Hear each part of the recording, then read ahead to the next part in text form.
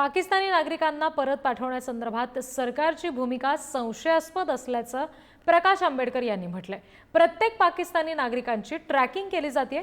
एकही पाकिस्तानी नागरिक महाराष्ट्रात राहणार नाही असं स्पष्टीकरण त्यावर मुख्यमंत्री देवेंद्र फडणवीस यांनी दिलंय। दुर्दैव मी असं म्हणेन की एकनाथ शिंदे हे खरं बोलतात आहेत की देवेंद्र फडणवीस खरं बोलतात आहेत।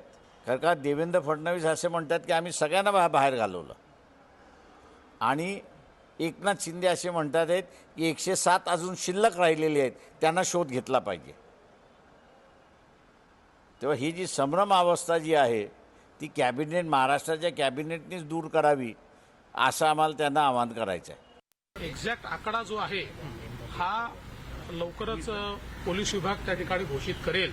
पण मी तुम्हाला सांगतो की जे पाकिस्तानी नागरिक भारतातनं बाहेर गेले पाहिजे अशा सगळ्या नागरिकांना आयडेंटिफाय करण्यात आलं, संपर्क करण्यात आला, बाहेर जायला सांगण्यात आलं।